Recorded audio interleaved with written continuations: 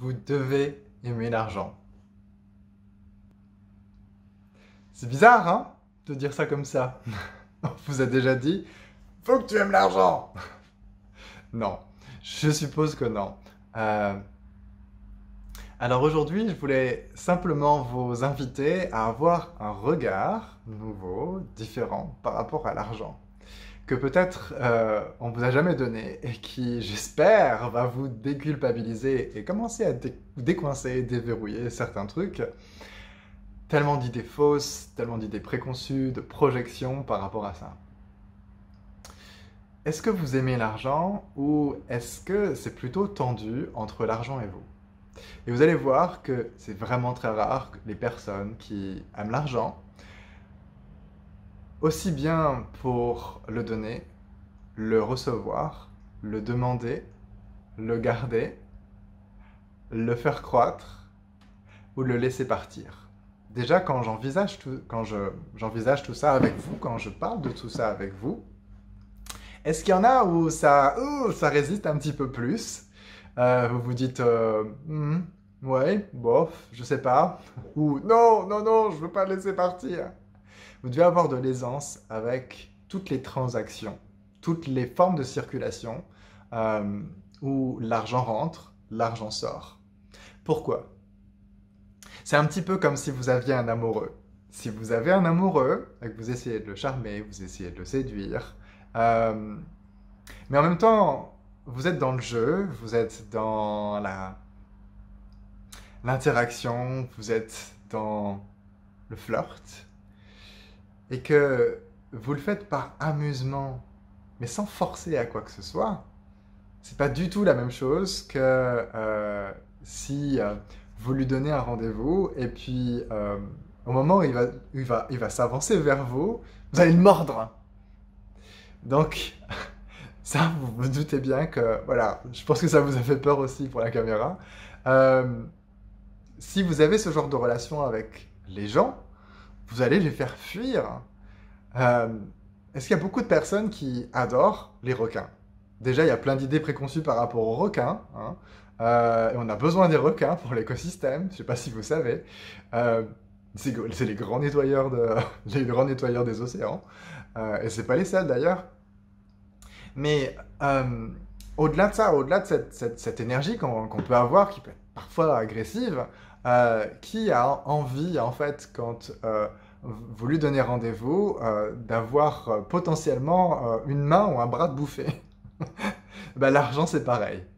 Même si c'est qu'un concept, on peut le considérer comme une énergie et on peut considérer ça comme un super symbole pour regarder comment vous rentrez en interaction avec tous les échanges, toutes les transactions dans votre vie.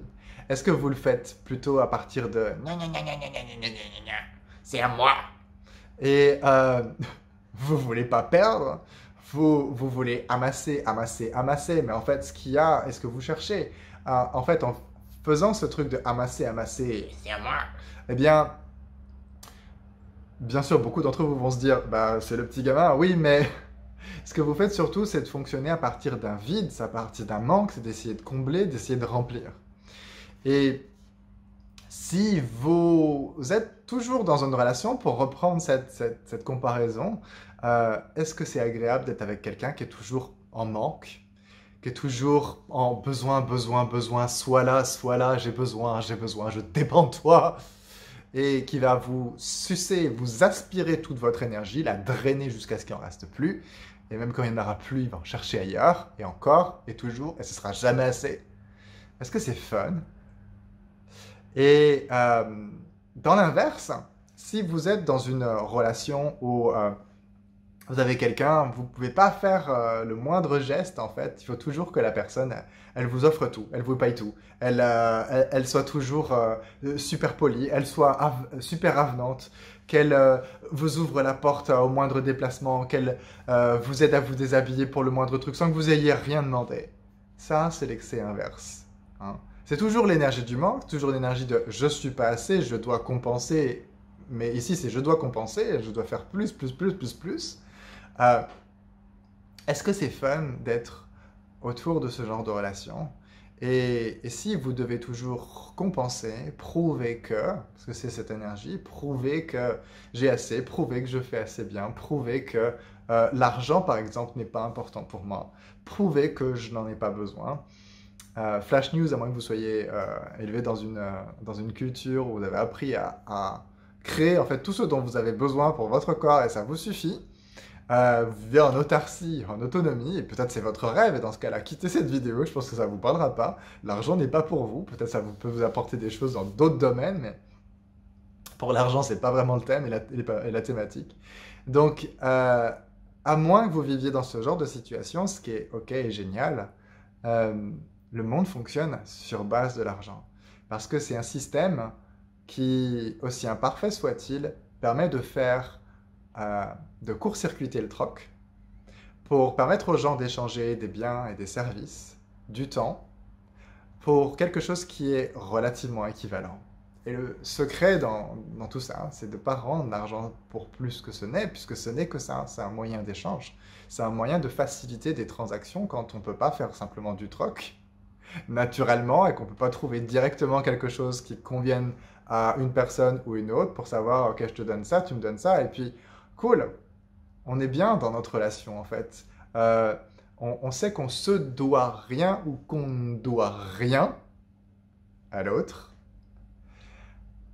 Donc, si vous n'êtes pas dans... Si vous êtes dans cette situation en fait où vous rencontrez plein de gens qui fonctionnent avec l'argent, plutôt que de lutter contre ça, reconnaissez qu'est-ce que ça peut faciliter et fluidifier dans votre vie et regardez ce que vous désirez créer. Et à partir de l'endroit où vous allez regarder l'argent, si vous le voyez comme un moyen, pas un but, mais vous voyez aussi que ce moyen facilite un but à atteindre, parce que l'un ne va pas sans l'autre, vous commencez à inclure l'argent dans votre vie d'une manière qui est beaucoup plus saine, et vous pouvez peut-être commencer à flirter avec. Et alors, si vous n'êtes pas un requin, vous avez aussi l'autre option, vous voulez pas lâcher votre argent, vous voulez pas le laisser partir, hein, vous êtes en mode grippe-sous. Dans ce cas-là, l'image que je peux donner, c'est un petit peu comme un teckel qu'on n'arrive pas à... Voilà, vous l'avez fait mordre un bout de bois, et puis dès le moment où en fait vous allez essayer de lâcher le bout de bois, enfin de lui prendre le bout de bois, il va pas vouloir le lâcher. Ça, c'est pas non plus quelque chose qui est chouette en fait. Parce que si vous êtes dans une relation comme ça avec l'argent, vous êtes encore en train de fonctionner à partir du manque. Alors je vais vous donner un outil pour pas fonctionner à partir du manque. Et qu'est-ce qu'il y a d'autre quand il n'y a pas le manque? Ça peut paraître évident pour certaines personnes, mais pour d'autres, c'est pas du tout, c'est même pas dans leur esprit. Pour beaucoup de personnes, si on ôte le manque, si on ôte le besoin, il y a inutilité, vide, manque de sens, voilà, tout un tas de choses, je sais pas ce que c'est pour vous. Donc ce que vous voulez être, c'est pouvoir être toutes ces énergies, pourquoi pas, mais avoir le choix et être capable aussi d'être comme un cocker avec l'argent, c'est-à-dire les petits yeux de l'enfant, pas le chien battu, mais le chien trop mignon à qui on a envie de céder tout, en fait, ce qu'il fait, ce qu'il demande.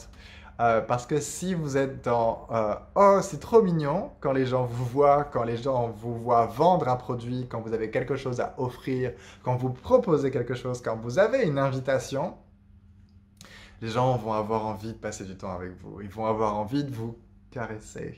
Ils vont avoir envie de vous caresser dans le sens du poil. Ils vont avoir envie d'être près de vous, d'être gentil avec vous, de vous donner, de vous offrir des choses. Et c'est tellement plus facile d'offrir à quelqu'un de l'argent ou des cadeaux quand cette personne sait vraiment recevoir. Donc est-ce que vous avez envie d'être dans une énergie de requin, de teckel ou de cocker avec l'argent?